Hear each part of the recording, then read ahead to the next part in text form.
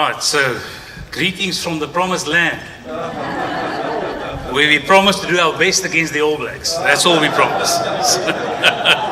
Only our best. The guy that's most nervous about this session is Anton Venter. Because if I don't apply what he strategically set out, then he's in deep waters. So let's see how it works. But I'm really excited to chat with you and talk with you about what we've experienced in Port Elizabeth, because it's been a huge season of fun and games and everything you get with church. You know, when you enter into a city, you have dreams and you see things happen, and then it's like marriage, there's reality, and you adapt your expectations, and then you are happy. But you guys can put us on there, thanks. But you know, it's the question of how do we transform a city can overwhelm you, because you have all of these systems running in a city where you have commerce and you have government. And you have, there we are, good. And you have the educational system, and you have all these spheres that collectively is the city. And when we talk about transforming a city, it's important that we as leaders change the mindset with which we address this vision. Because most of us in the local church, we have a bit narrow-mindedness when it gets to becoming who God has called the church to be. It's through the church that God's wisdom will be made known in this world. So you need to have absolute confidence in what God wants to do through the church as an institution, but also through individuals. So what we have learned through this process, are we on there? Busy setting it up. Okay, let's start again. But what we've learned about transforming a city is the fact that as leaders, we would have to be the first ones that enlarge the scope of our responsibility as church leaders. Because the mentality exists within the church that we are there to preserve the church instead of being missional towards the city. And in changing our mindsets and the way that we work, we've realized that for me as a pastor, the first one to change would be me. Because I take ownership for my church, but it was such a challenge for me to get to know the city I live in. So our city is basically still divided into two spheres. We've got the affluent area, and we've got the northern suburbs, that's a non-affluent area. And in broad strokes, there's a racial divide there as well still. And I remember when we entered that city, I said to my wife, my dear, we need to get to love the city, because we were honed in Pretoria under Braam Botha. Okay, so he's Karel Botha, I'm Braam Botha. We roll our R's, we are both Bothas. We live that side of the Boereborskordyn. Don't know what that is. Go to a braai or a barbecue or something for Africans, but it's a South African delicacy. So we honed our skills there, and here I entered the city that is predominantly English and multiracial. So my wife and I got in the car and we started to circle the city and pray that God will give us a heart for that city. Only few years later to realize that the parts that we circled were the parts we felt safe in. And God challenged us to circle the whole of the city. And that was a challenge for us. So as we realized this is something we should do as a city and as a church, I had to confront my people with a new question, because the first question we had was, how do we fill our church with the city? How do we get all of the city into our church? Man of faith. I know every pastor here, that's your prayer.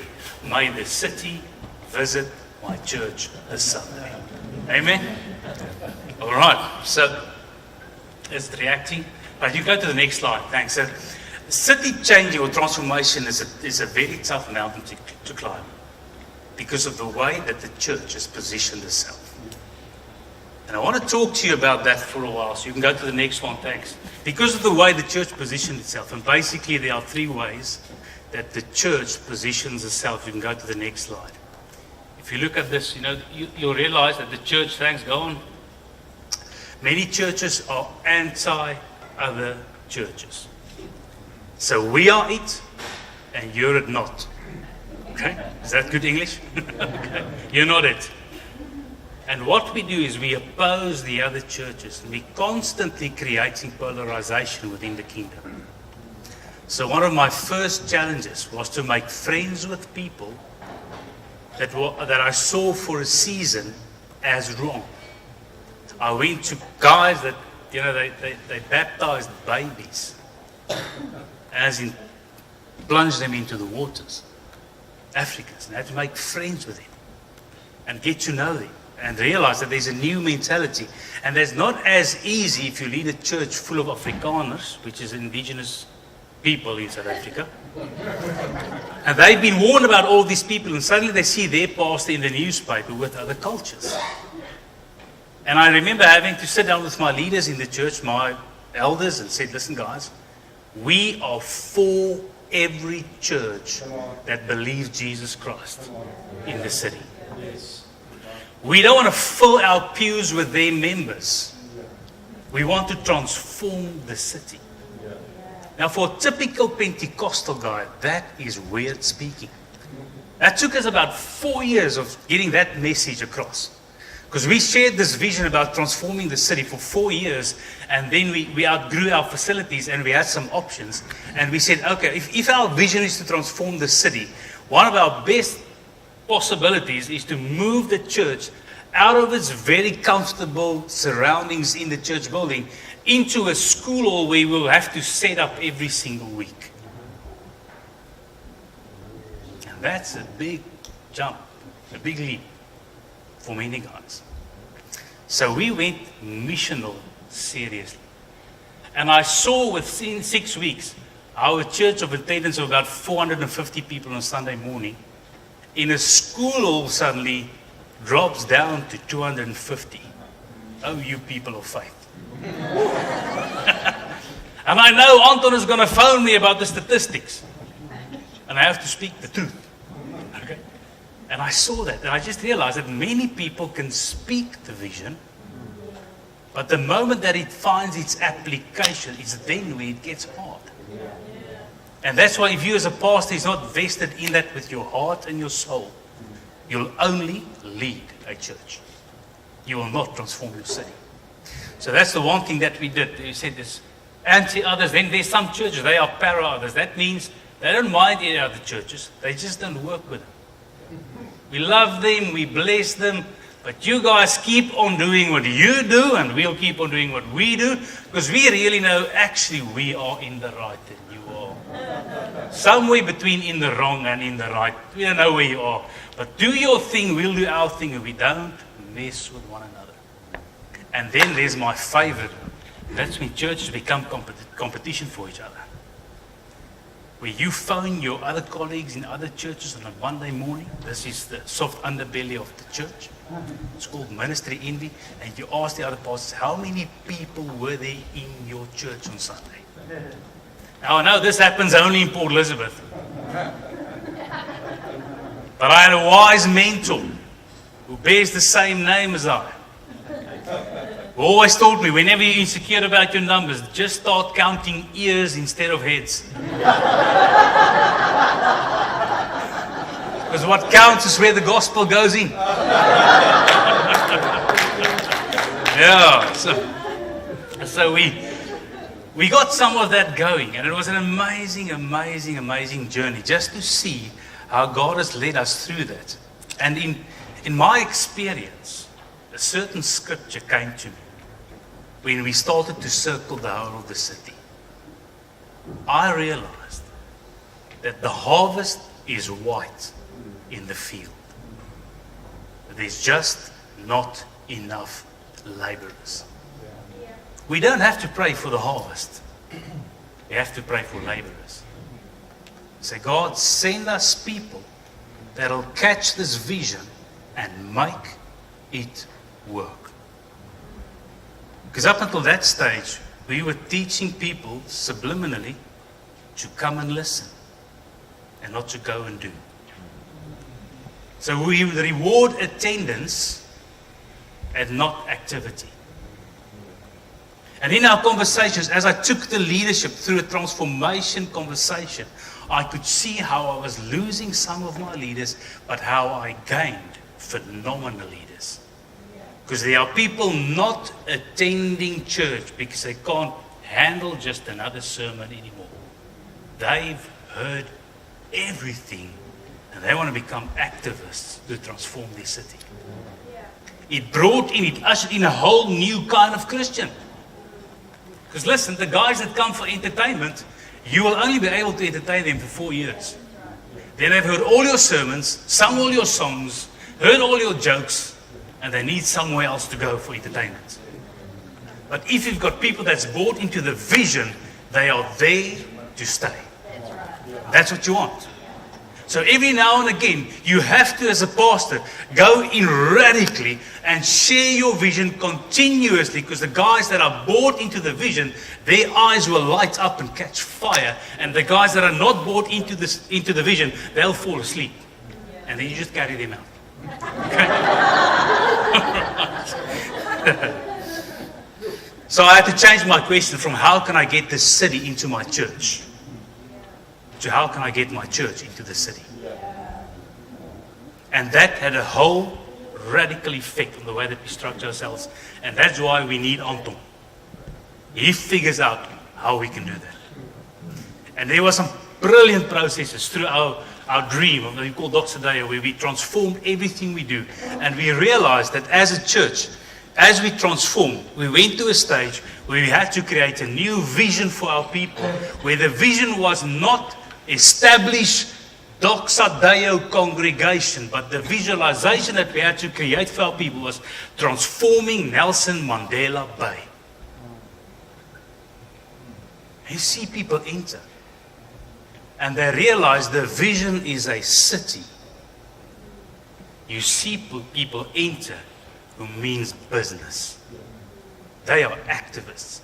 That's the type of people you want to attract. So as we change the visualization, I realized you can go ahead 4 slides, please. We need to teach our people what our city looks like. Because I didn't know. If you ask me, I would say our city is Afrikaans, it's African, European. That's it. Because wherever I went, that's where those people congregated. We realized our city is a bunch of cultural villages that does not intermingle. And I went with some stats to my people. Thanks, you can go ahead some more. Let's go to our stats. It's further on. Yeah, that made me feel like a chameleon. You can go on, thanks, yeah. That's the feeling you get when you study the census statistics of Port Elizabeth. Let me run you through it. This is very interesting. On the right-hand side is the circle, the pie chart, that explains the economics of our city. So the amount of people earning less than $150 per month is the green part of that pie chart. $150 a month. The red part is people that earn more than $150 and under $350 per month. You see what's left? Those are the people that earn more than $350 per month per household. And we realized we are the rich ones in the city.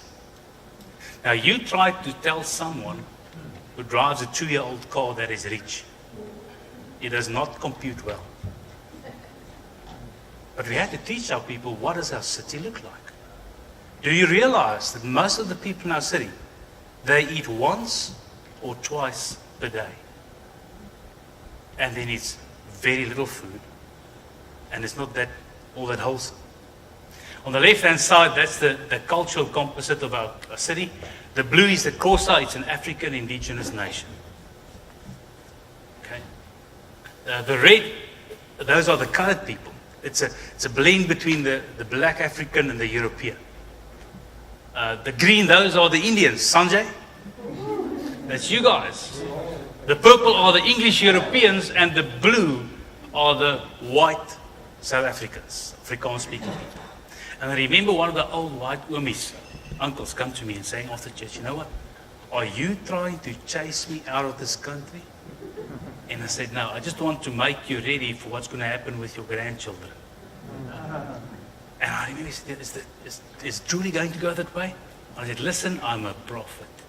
You take it from me. this is the way Africa is looking, and it might even go more that way. So let's prepare ourselves to be city changers instead of people trying to keep the status quo. So, yeah, we had some real growth. So, at the first night that we entered the school, being a missional church, and we had to set up, there was this old uncle. He had this huge belly. His belly was so big, he made an elastic band so he could hook his shirt over his belly. He couldn't find the belt, in the shade, so he took it underneath his tummy. So he came there, he said, right past, I'm here to move the chairs and get ready for Sunday's church. Where are the workers? In our culture, that means we are the black guys going to move all the tables. And I said, Uncle, we are it. You and I, pale male, we are it. I remember the disillusionment on his face. Saying, Pastor, what are you doing to me? I've got this thing. I'm disabled. I said, this is your wife's going to praise the Lord. Joking. And I just saw how this man had to battle through his background in order to become missional. But if we as leaders don't marry this vision, we won't pull it through. There is no future other than this. I'm convinced of it. We are here to transform cities, not just build churches for the glory of the pastor. Okay, so we contextualize with our people, and I'm going to tell you some stories now, which was just absolutely brilliant. So we had some members. You can go forward, thanks. We had some members that was part of our church for a few years, and then the city thing really grabbed our congregation. And one Sunday we had a commissioning Sunday. And one of the girls in our church that was a teacher, she came forward and she said, Pastor, pray for me. I've lost my compassion for the pupils in my school. In fact, I resigned and I'm only willing to help out in schools because I'm totally fatigued as far as my compassion is going. And she came for commissioning, and now she's confessing her unwillingness to be commissioned. So we did the Pentecostal thing, we anointed her, we prophesied over her and everything. And in that week, she got a phone call from the school saying, one of our school teachers is pregnant, she's going to go away for 3 weeks. Will you come and give teaching to these pupils? And she was hesitant because it was in a very poor school that was known for its dilapidated buildings.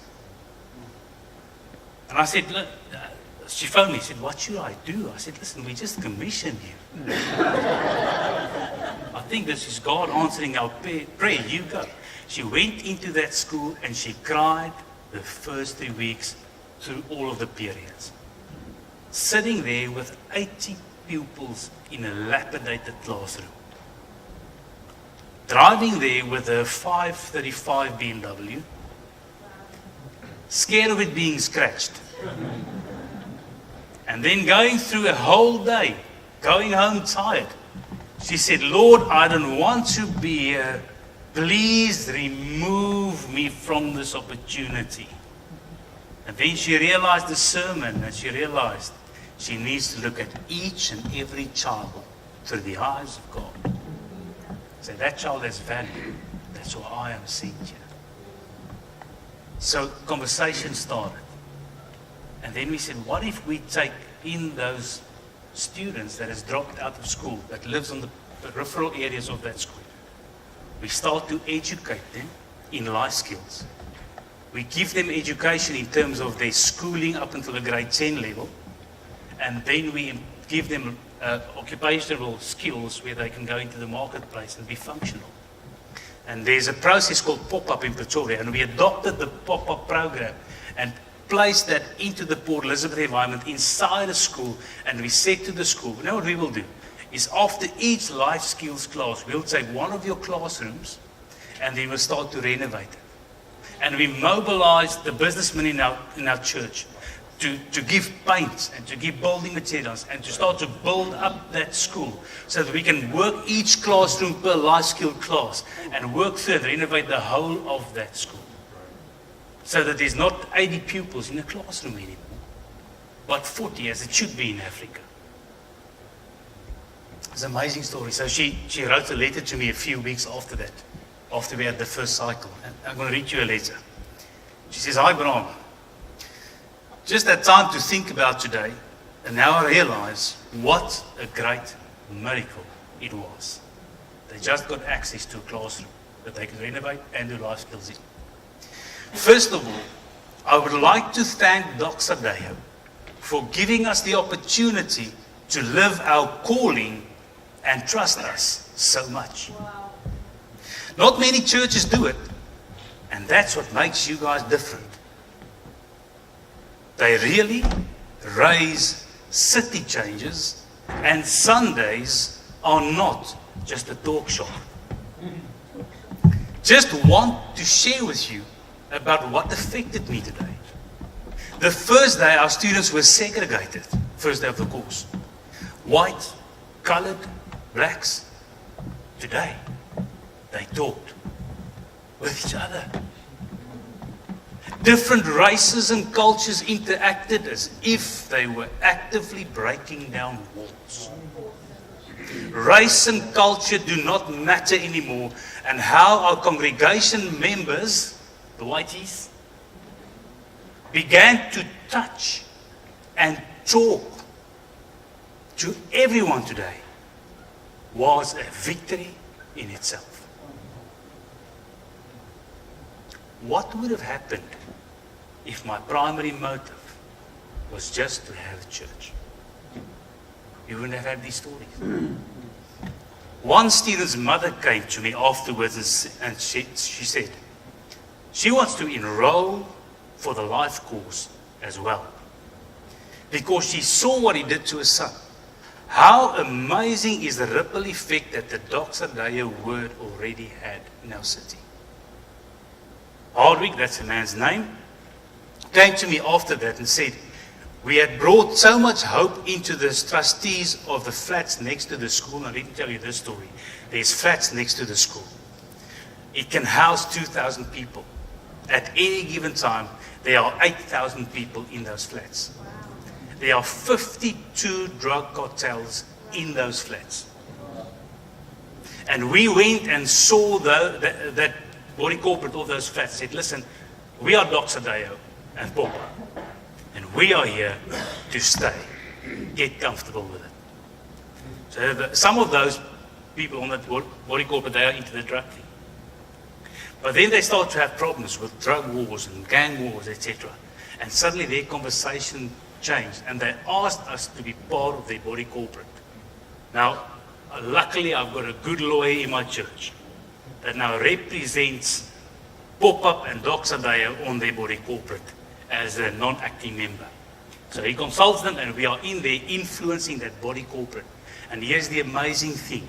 We've had businessmen in our church starting to buy up those flats where the drug lords function and pulling them out of there and putting in people that clean and rent those flats now from them. So we're cleaning out the buildings up until the drug lords get to salvation. So she says here, Hardwick says, we put hope into those trustees after our meeting with them about the center and the program. That's all they can talk about. And they were all on the website, and when there are problems in the flats, they say, don't worry about the future. There is new hope and an organization called Dr. Deo that will change this community. No pressure. Okay? The students' testimonies proclaim the message of hope, purpose, forgiveness. I never realized our impact until today. After the function of today, everyone was gone. But our students didn't want to leave. They were adamant to clean up themselves. It was their special day. But still they have the pride to help and feel proud of what they have achieved and the love they experienced, that they wanted to clean up the space. I am amazed at the work God has come to do in each one. Blessings. Now listen, I don't care how many altar calls you have in your church. This weighs just as much. Because the church is getting into the city. If we believe in our people, if we believe in the value of the gospel and we release our people into the city, miracles will come to the city. We have a backlog of stories to tell about what God is doing in our church. Every single week, our people have truly become city changers. That makes it so exciting. So what do you do as a church? It's critical that we address the church as an entity as well. You can go to the next slide. Thanks. 2 ahead. And another one. Yeah. So we need to help the church to move away from being competitive with each other to being a collective entity in that city, where the church can stand together and make it work together. So it's not all that easy because pastors also have their classes like Indians. Sanjay, you know, they've of course got castes in India. And the same thing is in the church world. Have you seen that? You have youth pastors, and they live on a certain level. And you have senior pastors, and you have senior pastors with big churches. They have their own circle usually where they function. Then you have mega church pastors, and they're like the superheroes. They've got makeup and cameras and lights and everything.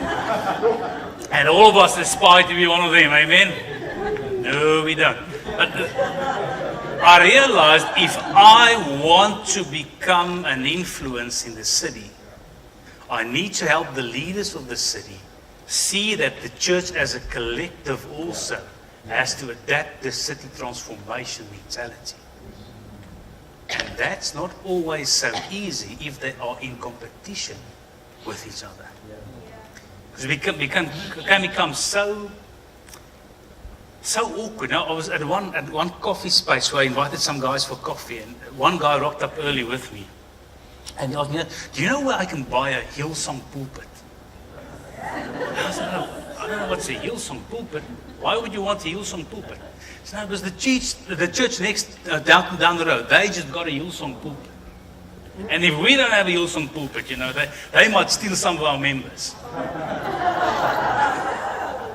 The mentality of some of the guys was just hideous. So we started to create a system. Let's get the church leaders to trust each other again.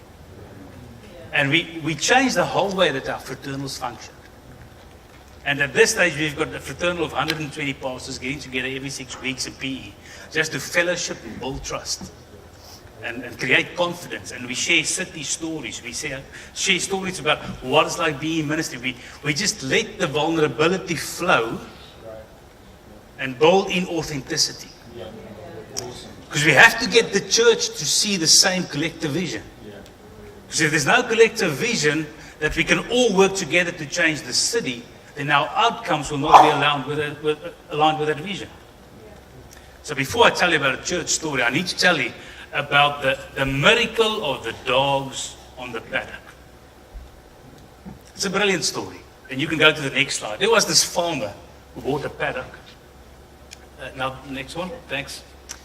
And he decided that he would fill his paddock with Boston Terriers. They are cute, but a bit weird. So he had these tens of small Boston Terriers, and because they were the same kind of dogs, they got well. Hoe sê mense dit hierso? Hulle het weggekom met mekaar. They liked each other, yeah. They got along with each other. They were friends. They were friendly. They understood each other. They had the same appetite. It was just fun being on the paddock. So one day this farmer, he went by a pet shop and he saw a big Boston Terrier. He said to himself, I want one of my best Boston Terriers to be big. But actually it was a whole different breed. It was a boxer. You know, boxers, they come with a bit of an attitude. They're big. They've got bling. Yeah. They have a bit of an attitude, you know. And when they walk past the little Boston Terriers, they look at them and say, shame, maybe one day you'll be one of us. But these boxers, they were still playful and having fun, and there was a cordial relation between the boxers and the Bostons, and it was good fun. It was nice to look at. So he got some more boxers. He had about 5 boxers in his paddock, and all went well because it's playful dogs and it's nice to have. But then one day, one of those boxers just suddenly took the bling brand and escalated into a huge bull mastiff. And he outgrew all of the boxers. And the Boston Terriers were looking at these boxers, suddenly becoming insecure because the bull mastiff has arrived. And the boxers were talking about ganging up against this bull mastiff because now he's in charge and he's the biggest. And they don't really like big dogs around, you know. When it was all Boston Terriers, there was peace and unity. But suddenly these big dogs came around and there was tension between these different breeds of dog. And suddenly there was trouble in the paddock. Big trouble. So one of the older Boston Terriers, a seasoned Boston Terrier, had the heart as big as a bull mastiff. And he confronted the bull mastiff and said, I want to have coffee with you and the boxers. And the bull mastiff, he was kind of like, let me entertain this poor old guy, you know. He can't do me any harm, you know. He's little, he's small, he has no bling. I'll just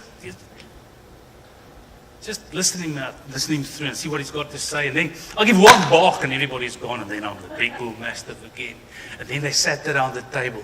And suddenly this little Boston Terrier at the coffee table started to share a vision of a peaceful paddock. Where there's room for small Boston Terriers and lively boxers that's medium size and a big bull mastiff somewhere in between. Because actually the owner of the paddock is rich enough to feed everyone. And he can give so many pellets, they'll get fed up of pellets. If they'll just try to trust in the owner to give enough pellets, they'll survive and have a good time instead of fighting over the pellets that's already in the bowls. Why don't you place your focus on the owner of the paddock? And he took a small, old Boston Terrier to tame the big wild mastiff and bring back peace in the paddock. And this is the story of what happened in Port Elizabeth's church. Where we had several medium-sized churches in our context, which was about 2,000 people, and many small churches, Boston Terriers. But one of the big churches branded themselves or rebranded themselves, and they took off, and they took a third of some of the medium-sized churches' members. And we had this bull mastiff in Port Elizabeth. And a seasoned leader with a city vision got them around the table and said, this is not about your congregation. It's about the city. Let's function as one. But in order for that to happen, we need some vulnerability. We need you in the space where we create vulnerability. You enter our conversations at the fraternals, and they actually let the mastiff in and let him share what was his biggest struggle as a mastiff. And guess what his biggest struggle was? Isolation. Isolation. Don't let someone's size scare you off. Get them in the city vision. That's why we need guys that has the anointing and the vision on their lives to say, God, this is about the paddock. It's not about the size of my feet. It takes a collective church to transform a city. And then we let the boxers talk as well. I say, it's difficult being a boxer because, you think you're it. And then comes this mastiff. And you can't toot your horn anymore. And suddenly someone is eating your pellets. You see, your pellets move to his stomach. And he devours all those pellets you were staring at for so long. It makes you anxious. And it broke open a vulnerability in our city amongst leadership that re-established the trust. And I pray that for every city. Because it's not in the size of your church. The heart of the matter is the matter of your heart. What do you see? So you can go to the next slide. Aren't they beautiful? So, God uses all breeds of churches to transform a city. So here's my question to you. Which church leader annoys you the most? It's time for coffee.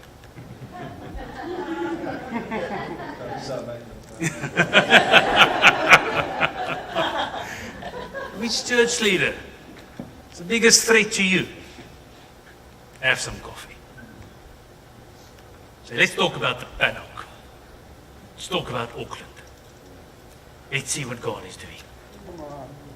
So in that journey, we as church leaders, we said, okay, what we need is we need to somehow just break the city down into bite-sized chunks.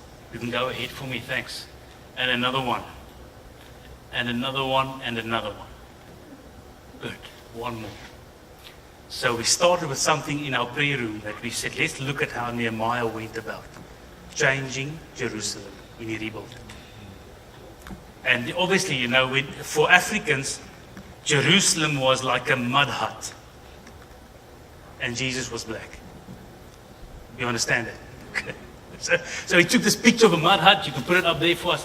And he said, let's acknowledge that everything starts with a canopy of prayer. If we want to work together, we need to pray together. And every second Thursday, there's a bunch of leaders coming together in our city, just praying for the city. And from that, we got this strategy for our city.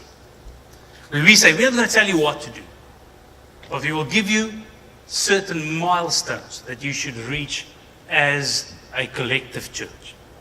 And the first thing we said, if our city is 60 municipal wards, why don't we trust God for 60 leaders that say, I will build before my wall, my house, the wall. And if we can identify 60 ward champions, we can empower them. And so we broke down the city into its 60 wards, and we started to populate with volunteers, people that feel called to say, I will take responsibility for my ward, and here's what I'll do. I'll go and sit down. Thank you. Put down the next one. Thanks. Hey, you have to stay with me now because it's going to go fast now. There's a ward champion, and there's census consultants at the University of Nelson Mandela Bay. And you sit down, and that census consultant will sit down and he will analyze your ward and identify its I'm going to go back and I'll steal this from our new model. So you're going to identify the lostness, the brokenness, and the pain of that ward. Get to know your ward. And then you identify in which of the spheres of society that pain finds its predominant expression. And then you go and you get some ward or sphere representatives that say, listen, we've got a huge problem, say, for education in your ward. Who's going to be your education representative? Let him go and tell the church what's happening in the schools and mobilize the churches of that ward to become involved in their schools. And it's a slow process, but we've seen victories. We've seen victories. We've seen the drug lords and the gangs of our certain part of our city being moved out of there into another part. So not gone yet, but they have been moved from a certain area because the ward champion is connected with the police and he knows the policeman And he made sure they just did their rounds every now and again. I said, this place will be policed. And they started to move the gangsters out. And that was the strategy we had. Now, how do you mobilize a huge city to become involved in something like that? We created a rallying cry that we play in all the churches in January, where we say all the churches in our city that's involved in the strategy, we want you to, on one Sunday in January, when the schools are started, just share the city vision, the city transformation vision, and challenge your people to be there to give 1 hour per month of their time, and if they can, 1 per week, just to transform the city and serve the city. So this rallying cry that I'm going to play for you now, this is what our people in our city see. Every January, where we mobilize them into city transformation. Thanks. You can play the video for us. What does it take to impact the city? What does it take to change a life? To rebuild the family? To raise a winning team? To turn a business around? To inspire the next generation? What does it take to transform a community? To unite a city? The task may seem overwhelming, but what if you started with something small? Something anyone can give, wherever they are, wherever they are. What if you started with just 1 hour a month? That 1 hour could impact a life, a family, a community. That 1 hour could become the tipping point. That 1 hour could start a movement. I'm giving my 1 hour. I'm giving my 1 hour. I'm giving my 1 hour. I'm giving my 1 hour. I'm giving my 1 hour. I'm giving my 1 hour. I'm giving my 1 hour. I'm giving my 1 hour. I'm giving my 1 hour. I'm giving my 1 hour.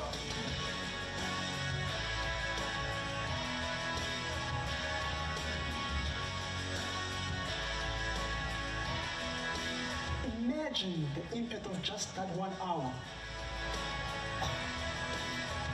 1 metro, 1 million people, 1 million hours. We can't sit around and wait for others to do the job anymore. It's going to take all of us to paint the picture we want to see. Find your niche, fill the gap, add your mark.